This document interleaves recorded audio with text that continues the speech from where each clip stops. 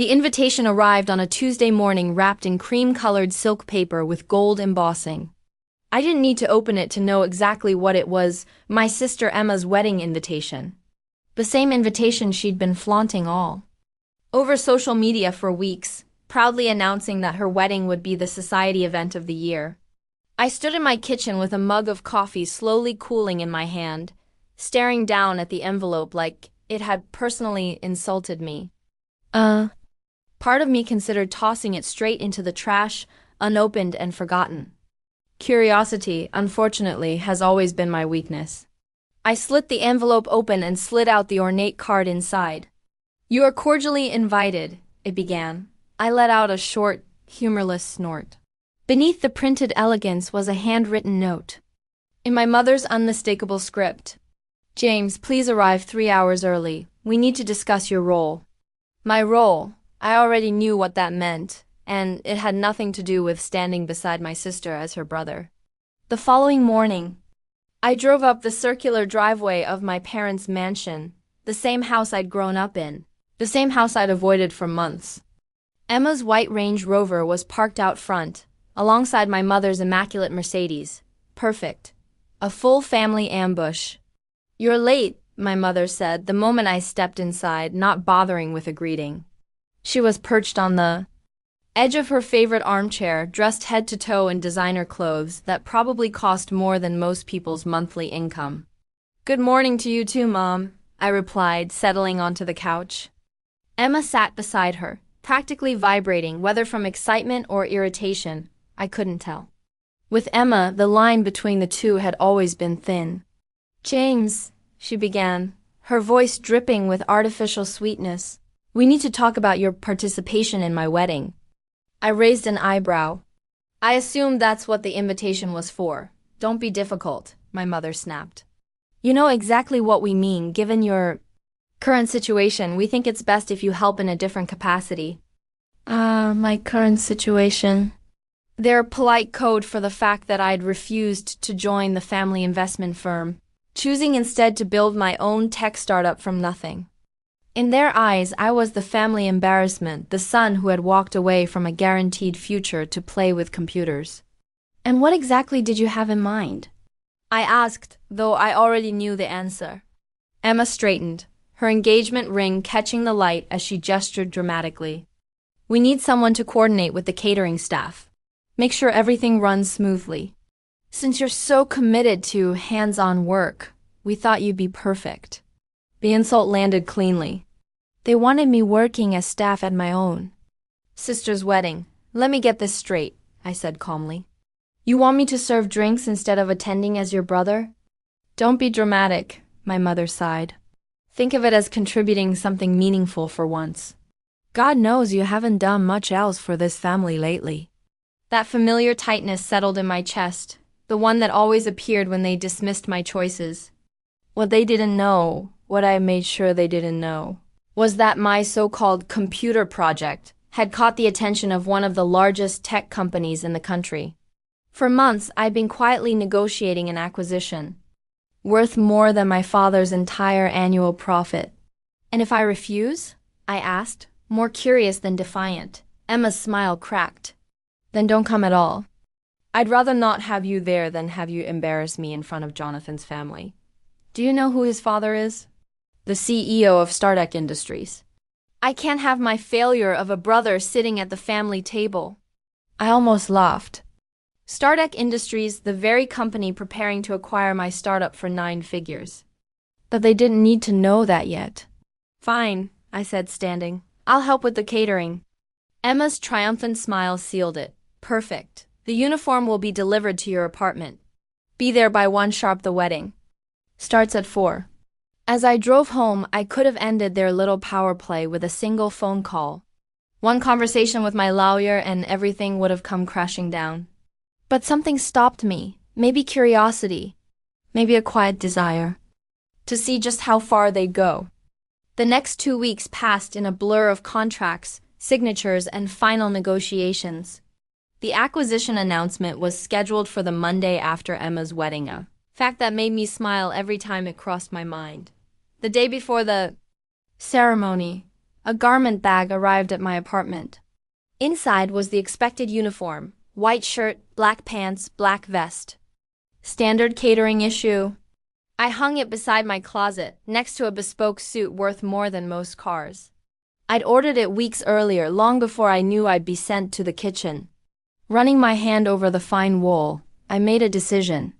I'd play their game, but I'd bring the suit anyway. The wedding morning dawned bright and cloudless. I arrived at the luxury hotel precisely at 1, parking my understated Audi among rows of supercars. The irony wasn't lost on me. I headed for the service entrance, uniform folded neatly under my arm. "You must be James," the catering manager said, her tone awkward. "Your mother explained the situation." "I'll be handling champagne service," I replied easily, sparing her further discomfort. For hours, I watched the venue transform into Emma's idea of perfection: flowers blanketing every surface, crystal chandeliers glittering overhead, champagne flowing freely.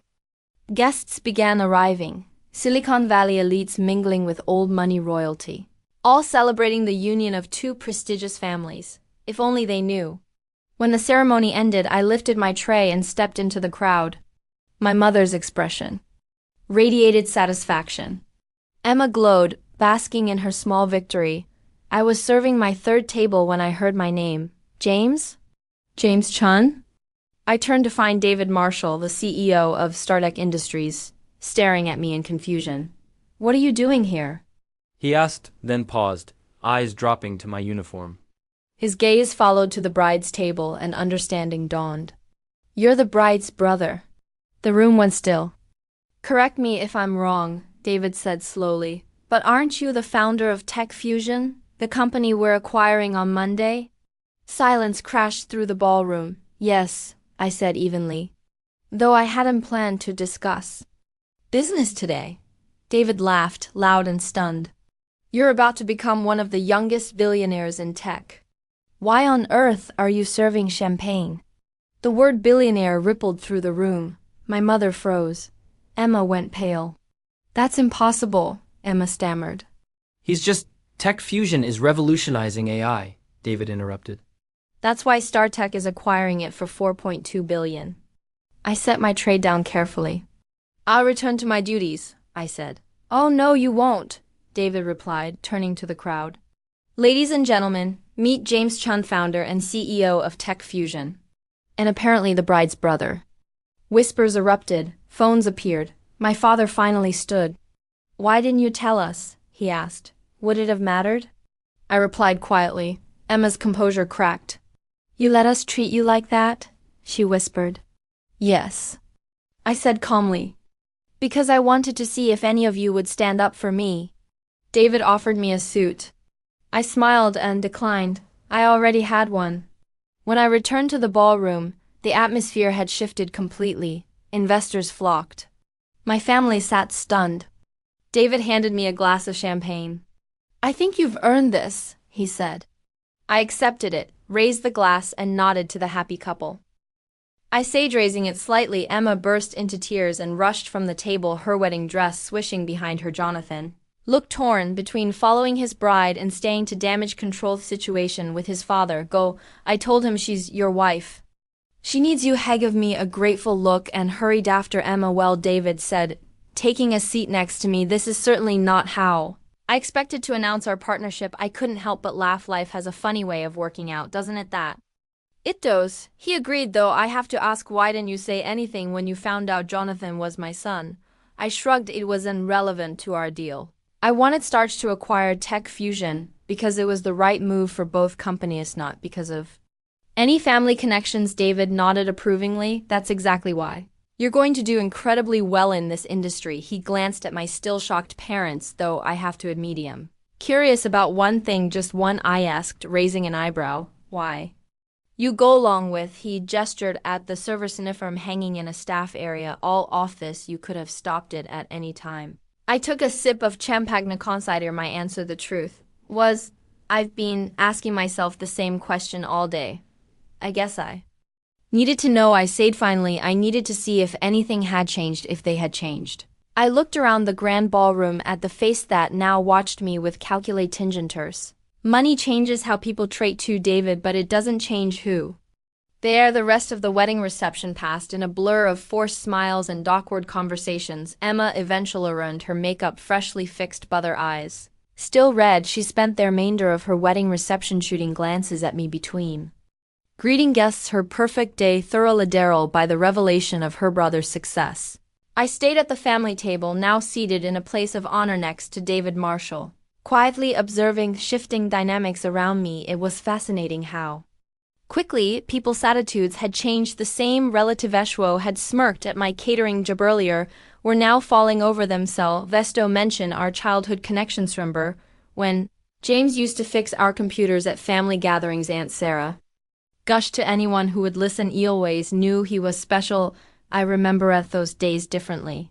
I remembered her complaining to my mother about how I was wasting time with those machines instead of pursuing a proper career like my cousins. As the evening wore on, my mother made several attempts to speak with me privately, but I politely deflected each time. This wasn't the moment for that conversation. My father, on the other hand, sat in uncharacteristic silence, occasionally staring at me as if seeing a stranger. Around midnight, as their reception was winding down, Emma finally approached me. Directly, she had changed out of her wedding dress into a simple white evening gown, her shoulders slumped in a way that would have horrified our mother's etiquette.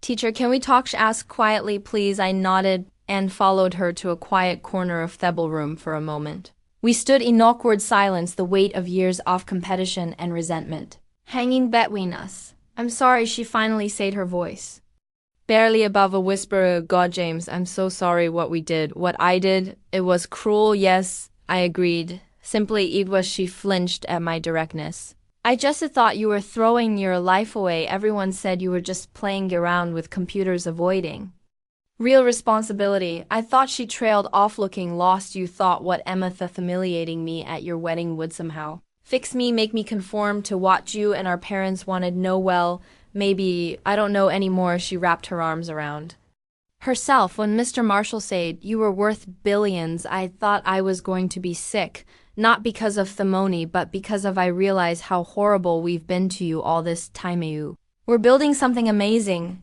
and we're too busy judging you to even notice. I studied my sister's face, seeing real regret there for the first time in years. You know what's ironic? I said. I funny of you have bothered to actually ask about my work to show even a moment of genuine interest. I would have told you everything. I wanted to share my success with my family, but you were also convinced I was a failure that you never even gave me the chance. I know that. No, she said, tears forming in her eyes again. Can you ever forgive me? I was skeet for a long moment, considering her question. I don't know, Emma. Forgiveness isn't something you earn in one conversation. It takes time, and more importantly, it takes change, real change, and not just regret because you found odium. Rich, she nodded, wiping at her eyes. Understand, but can we try to start over? Emmy, we can try. I agreed, but there need to be some ground rules. First, no more attempts to control my life or career choices. Second, I want genuine relations, not ones based on what Onion thinks I should be. And third, I paused, making sure I had her full attention. I want you to really think about why you treated me the way you didn't just today, but for years, because we're going to have any kind of relation at moving forward that needs to change. It will. She promised I'll do better. We all do better. Just then Jonathan appeared at her city. The car is ready, he said softly, then turned to me. James, I want you to know I had no idea about any of this. If I had known, you would have what I asked. Genuinely curious. Stopped it, told Emmond. Our parents, they were wrong, or would you have just treated me different base of my bank account?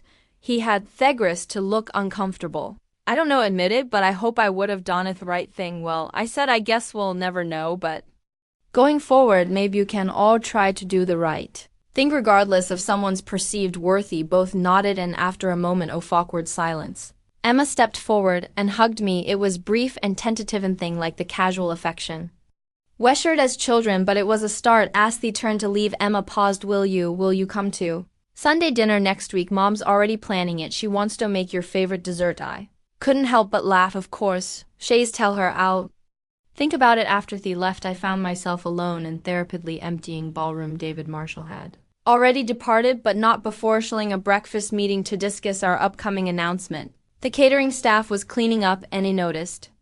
They were treating me with the same difference they'd shown the other guests all evening. My phone buzzed with a text from Grace, my best friend and the only person who known about my successful alongho. Did it go? Did they faint when they found out?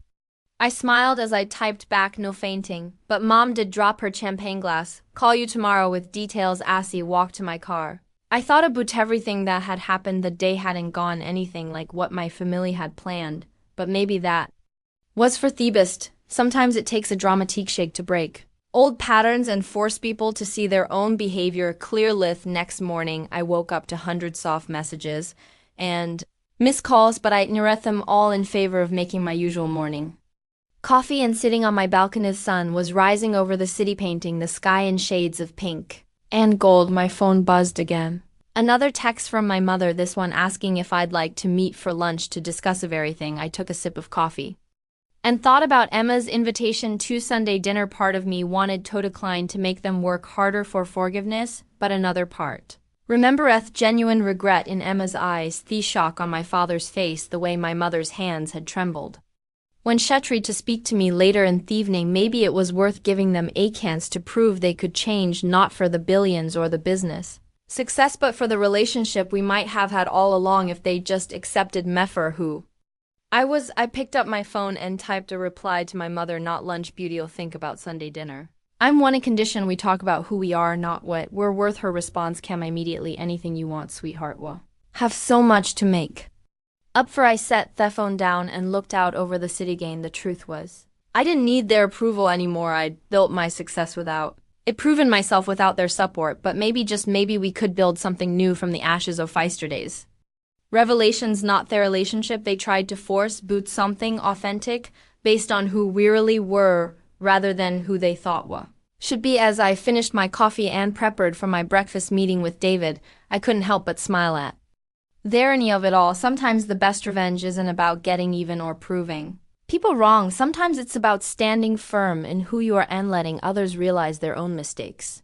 My phone buzzed. One final email message from Emma. I know I don't deserve it, but thank you for not completely ruining my wedding when you could have, and I'm sorry we almost ruined it ourselves. I tased back a simple response. That's what family is supposed to be about, isn't it? Even when mess up, because in the end, that's what this was all about. Not the money, not the success, not even the vindication. It was about family, the ones we're born with and the ones we choose to become. And maybe, just maybe, my family would finally choose to become something better.